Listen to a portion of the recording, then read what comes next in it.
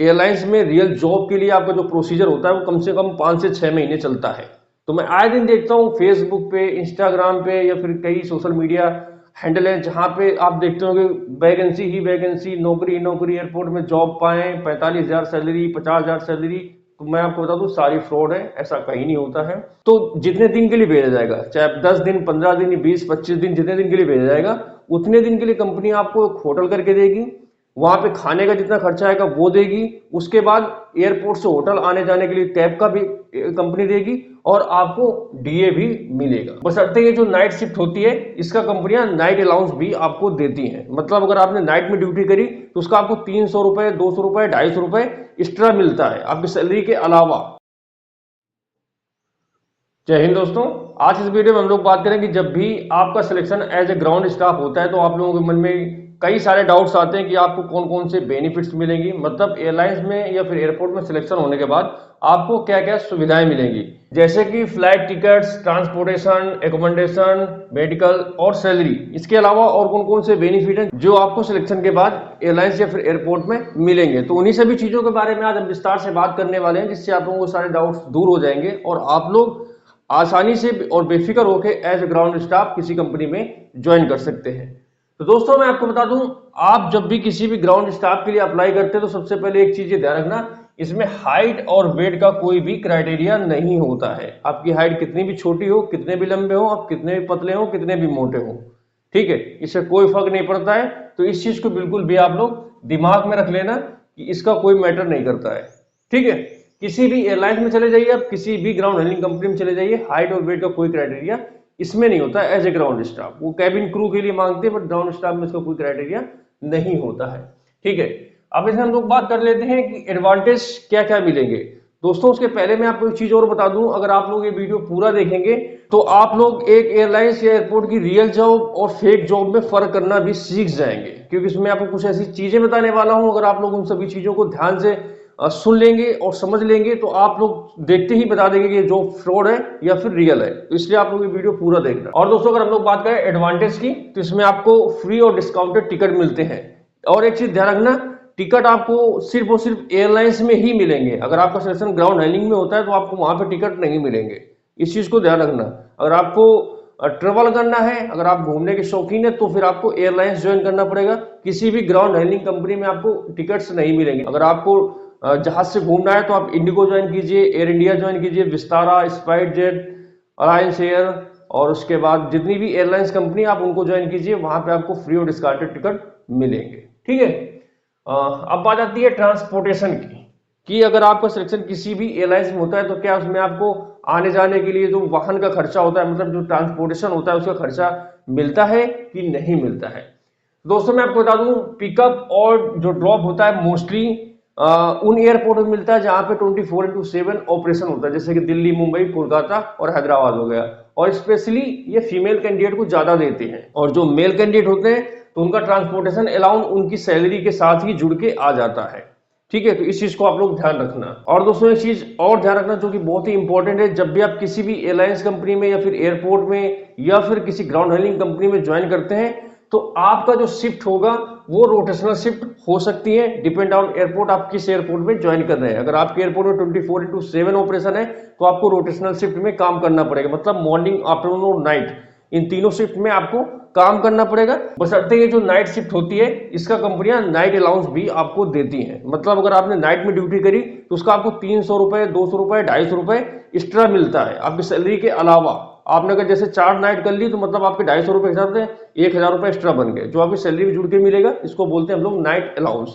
वो भी डिपेंड करता है एयरलाइंस टू एयरलाइंस, किसी में कम किसी में ज्यादा होता है, ठीक है। तो ये आपका एयरलाइंस सारा देती है। और दोस्तों जब भी आप किसी भी एयरलाइंस या ग्राउंड हैंडलिंग कंपनी में ज्वाइन करते हैं तो एयरलाइंस और ग्राउंड हैंडलिंग आपकी सेफ्टी और सिक्योरिटी का पूरा ध्यान रखती है, स्पेशली गर्ल्स का, ठीक है। जहां पे नाइट शिफ्ट होती है तो कंपनियां उनको कैब प्रोवाइड करती हैं, आपके घर से उठाएंगे और घर में ड्रॉप करेंगी, ठीक है। तो इस तरीके से फैसिलिटी आपको मिलती है अगर आप लोग एज ए ग्राउंड स्टाफ किसी अच्छी कंपनी में ज्वाइन करते हैं तो।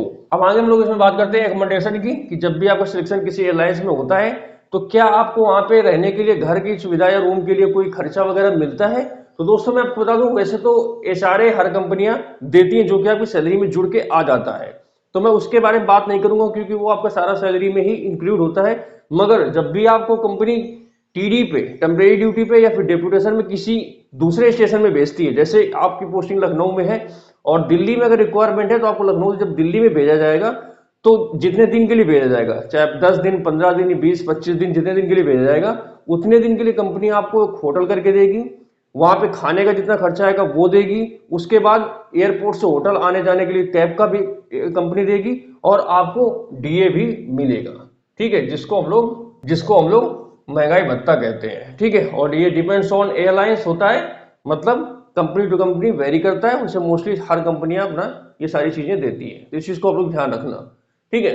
अब आ जाती है मेडिकल फैसिलिटी की। जब भी आप किसी एयरलाइंस या ग्राउंड हैंडलिंग में ज्वाइन करते हैं तो क्या आपको मेडिकल फैसिलिटी मिलेगी? तो मैं आपको बता दूं, जी हाँ, इसमें आपको इंश्योरेंस मिलता है, ठीक है। आपको कंपनी का इंश्योरेंस मिलेगा जिसमें आपका कवर रहेगा और जो आप पे डिपेंडेंट है, आपके माता पिता, आपका बच्चा और वाइफ, ठीक है, इन सभी लोगों का मेडिकल उसमें इंक्लूड होता है, ठीक है। और ये भी कम ज्यादा होता है, किसी कंपनी में 5 लाख मिलता है, किसी में 7 लाख मिलता है, किसी में और ज्यादा, किसी में और कम मिलता है, तो depend on company to company कि आप कौन सी कंपनी ज्वाइन कर रहे हैं, ठीक है। अब आती है सबसे मुख्य बात कि आपको इसमें सैलरी कितनी मिलती है, ठीक है। अब यहीं से आप लोग मैंने एक बात आपको बोली थी कि आप लोग फेक और रियल जॉब में फर्क करना सीख जाएंगे। तो मैं आए दिन देखता हूँ फेसबुक पे, इंस्टाग्राम पे या फिर कई सोशल मीडिया हैंडल है जहां पे आप देखते हो कि वैकेंसी ही वैकेंसी, नौकरी नौकरी, एयरपोर्ट में जॉब पाए, 45,000 सैलरी, 50,000 सैलरी। तो मैं आपको बता दूं सारी फ्रॉड है, ऐसा कहीं नहीं होता है। अगर आप ग्रेजुएट हैं और फ्रेशर हैं और आप किसी भी एयरलाइंस में ज्वाइन करते हैं तो आपकी जो स्टार्टिंग सैलरी होगी 18 से 25,000 के बीच में रहेगी। और इसमें भी जो मेन चीज है वो लगभग 18 से 22,000 ही रहती है। इसमें 1 या 2 ग्राउंड हैंडलिंग कंपनी जिनको मैं जानता हूं जो 25,000 सैलरी देती है, और वो भी डिपेंड करता है एयरलाइंस और कैटेगरी ऑफ एयरपोर्ट, ठीक है। आप कौन सी एयरलाइंस में जा रहे हैं और आपके जिस एयरपोर्ट में ज्वाइनिंग हो रही है उस एयरपोर्ट की कैटेगरी क्या है। मतलब अगर आपका दिल्ली में सिलेक्शन होता है तो वहां पे सैलरी ज्यादा होगी, अगर वहीं बरेली में और छोटे एयरपोर्ट जैसे इलाहाबाद हो गया और गोरखपुर हो गया, इन एयरपोर्ट में अगर आपको सिलेक्शन होता है तो वहां पे आपकी सैलरी कम हो जाएगी। मतलब मेट्रो और नॉन मेट्रो सिटी होती है इनमें, ठीक है, तो इस हिसाब से आपको सैलरी भी कम ज्यादा मिलती है। मगर आप ये समझ लीजिए 25,000 से ऊपर ग्राउंड स्टाफ की सैलरी किसी भी एयरलाइंस में नहीं है। इस चीज को आप लोग गांठ बांध के सुन लीजिए। इंडिगो एयरलाइंस, एयर इंडिया, इनके नाम पे जो आपको कोई बोलता है 25,000 से ऊपर ना, तो बिल्कुल फ्रॉड है, समझ जाइए, बिल्कुल फेक है, ऐसा कुछ नहीं होता। और ध्यान रखना, Indigo airlines, air India, Vistara, SpiceJet, GoAir तो बंद हो गई, और उसके अलावा अलायंस हो गया। आपको कोई भी कंपनी जॉब के लिए कभी मैसेज नहीं करती है पर्सनली कि हाँ भैया आ जाओ हमारी कंपनी में, आप ज्वाइन कर लो, आपका सिलेक्शन हो गया, कांग्रेचुलेशन, यू आर सिलेक्टेड। ये सब गलत है। आपने यार जब इंटरव्यू नहीं दिया है तो आपका सिलेक्शन कैसे हो जाएगा? आप लोग सोचो, मैं कई लड़कों को देखता हूँ रोज, मुझे वो स्क्रीनशॉट भेजते हैं और पूछते हैं कि सर ये सही है कि गलत है। मैं आपको बता दूं कि जब तक आप घर से निकलेंगे नहीं, इंटरव्यू फेस नहीं करेंगे, तब तक आपको जॉब नहीं मिलेगी। बाकी जो फ्रॉड लोग होते हैं, आपने सुबह डिटेल डाली, शाम को आपके पास इंटरव्यू हो जाएगा और परसों आपको ज्वाइनिंग लेटर भी भेज देंगे, जो कि फेक होता है। एक रियल एयरलाइंस में रियल जॉब के लिए आपका जो प्रोसीजर होता है वो कम से कम 5 से 6 महीने चलता है, ठीक है। पहले नोटिफिकेशन निकलेगा, इंटरव्यू होगा, मेडिकल होगा, ज्वाइनिंग करते करते कम से कम 5 से 6 महीने का पूरा प्रोसीजर होता है। इस चीज को बिल्कुल दिमाग में बसा लीजिए, क्योंकि मैं देखता हूं, मैं कोई वीडियो डालता हूं तो आप लोग शाम को ही कमेंट करने लगते हैं कि इसका कॉल लेटर कब आएगा, इसकी ज्वाइनिंग कब आएगी। तो अगर आपके पास पेशेंस है, 5 से 6 महीने आप वेट कर सकते हैं, तो ही आप लोग एयरलाइंस एयरपोर्ट में जॉब के लिए सोचना। अदरवाइज आप लोग जो दूसरी नौकरी की तैयारी कर रहे हैं आप लोग कर लीजिए, ठीक है। वो सब लोग फ्रॉड है, जो आपने आज अप्लाई किया कल आपकी ज्वाइनिंग करके बुला लेते हैं। सब ऐसा कहीं नहीं होता है, बिल्कुल फ्रॉड है, ठीक है। एक प्रोसीजर होता है हर एक चीज का, वो तो कंपनी फॉलो ही करेगी, तभी आपको ज्वाइनिंग देगी। आपके कहने से कुछ नहीं हो जाएगा, इस चीज को भी ध्यान रखना।